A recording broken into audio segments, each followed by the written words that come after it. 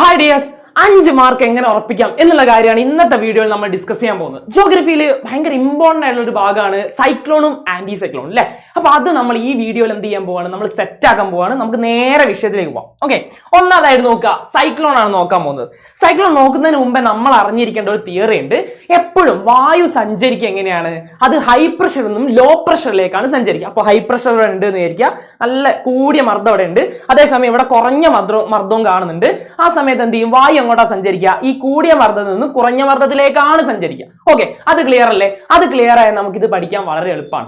ആദ്യം നമുക്ക് നോക്കാം, നമ്മൾ സൈക്ലോൺ ആണ് നോക്കാൻ പോകുന്നത് അല്ലെ. ആദ്യം സൈക്ലോൺ ആണ് നോക്കാൻ പോകുന്നത്. ആ സൈക്ലോണിന്റെ ഏറ്റവും വലിയ പ്രത്യേകത എന്താണെന്ന് വെച്ചാൽ, ഈ സെൻട്രൽ എന്തായിരിക്കും, അവിടെ ലോ പ്രഷർ ആണ് നമുക്ക് കാണാൻ പറ്റുക. സെൻട്രൽ നമുക്ക് ലോ പ്രഷർ കാണാൻ പറ്റും. അതിന്റെ സറൗണ്ടിങ്സിൽ എന്ത് കാണാൻ പറ്റും, നമുക്ക് ഹൈ പ്രഷറും കാണാൻ പറ്റും. ഓക്കെ, അതിന്റെ സറൗണ്ടിങ്സിൽ ഹൈ പ്രഷറും കാണാൻ പറ്റും. അതുകൊണ്ട് തന്നെ ഇവിടെ എന്ത് ചെയ്യും, ഹൈ പ്രഷറിൽ നിന്നും ലോ പ്രഷറിലേക്ക് കാറ്റ് ഇങ്ങനെ വീശിക്കൊണ്ടിരിക്കും. ഓക്കെ, ന്യൂനമർദ്ദ പ്രദേശങ്ങളിലേക്കാണ് എന്ത് ചെയ്യുക, കാറ്റ് ഇങ്ങനെ സഞ്ചരിച്ചു കൊണ്ടിരിക്കുക എന്നുള്ള കാര്യം ആലോചിക്കുക. അങ്ങനെയാണ് എന്തുണ്ടാവുന്നത്, സൈക്ലോൺ ഉണ്ടാവും. നമ്മുടെ ചുഴലിക്കാറ്റൊക്കെ ഓർത്താൽ മതി. ആ ചുഴലിക്കാറ്റ് ഈ സെൻട്രലിലേക്കാണ് എന്ത് ചെയ്യുക, ചുഴലിക്കാറ്റിന്റെ ഒരു കേന്ദ്രം ഇങ്ങനെ ഉണ്ടാവും. ഒരു സെൻട്രലിലേക്കാണ് ചുഴലിക്കാറ്റ് ഉണ്ടാവുക. അത് നിങ്ങൾ കണ്ടിട്ടുണ്ടാവും, ഫോട്ടോസ് ഒക്കെ കാണുന്നത് നിങ്ങൾക്ക് മനസ്സിലാവും. അപ്പൊ അത് നിങ്ങൾ ഇവിടെ ആലോചിച്ചാൽ മതി. അതാണ് സൈക്ലോൺ എന്ന് പറയുന്നത്. ഓക്കെ, പക്ഷേ ഇവിടെ നമ്മൾ രണ്ട് വ്യത്യാസങ്ങൾ കാണാനുണ്ട്.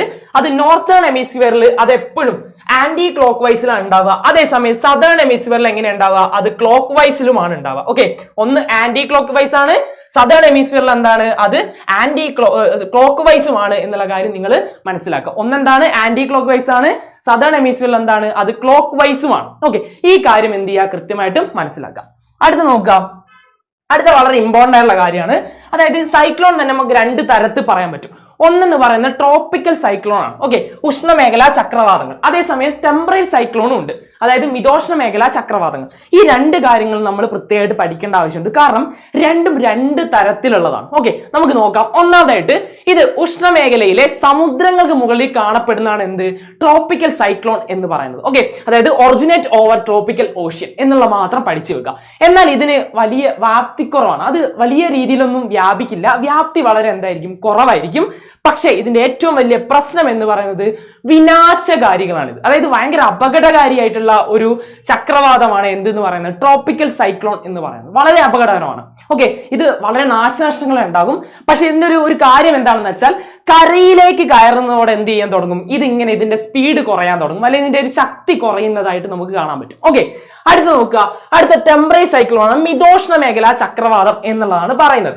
അതിൽ എന്താ പ്രശ്നം എന്ന് വെച്ചാൽ, ഉഷ്ണവായും ശീതവായും സന്ധിക്കുന്ന മുഖങ്ങളുണ്ട്, വാത്മുഖങ്ങളുണ്ട്. അവിടെയാണ് എന്ത് കാണപ്പെടുക, ഈ പറഞ്ഞുള്ള മിതോഷ്ണ മേഖലാ ചക്രവാതം നമുക്ക് കാണാൻ പറ്റുക.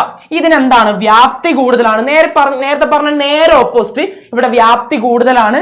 പക്ഷെ എന്തല്ല, ഇത് വലിയ അപകടകാരികളല്ല, ഇത് വലിയ വിനാശകാരികളായിട്ട് നമുക്ക് പറയാൻ പറ്റില്ല.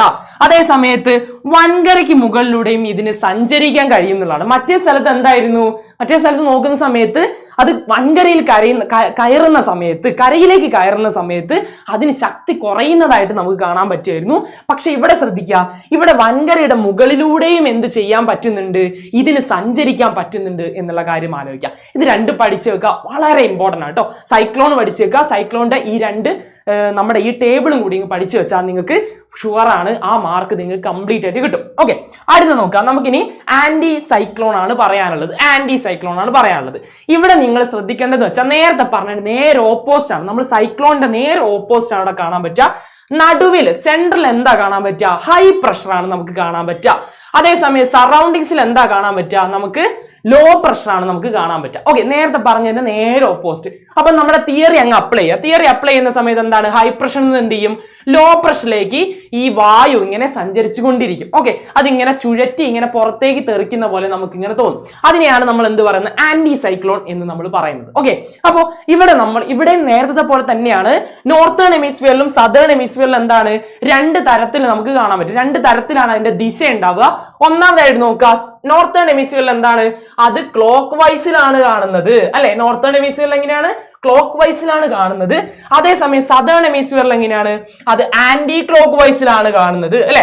ആന്റി ക്ലോക്ക് വൈസിലാണ് കാണുന്നത്. അപ്പൊ ഇങ്ങനെയാണ് എന്ത് ചെയ്യുക, ഈ പറഞ്ഞിട്ടുള്ള ആന്റി സൈക്ലോൺ അതിന്റെ ദിശ ഉണ്ടാവുക എന്നുള്ള കാര്യം മനസ്സിലാക്കുക. ഓക്കെ, ഇത്രയും കാര്യമുള്ളൂ. ഇത് വളരെ സിമ്പിൾ ആയിട്ട് പഠിച്ചില്ലേ.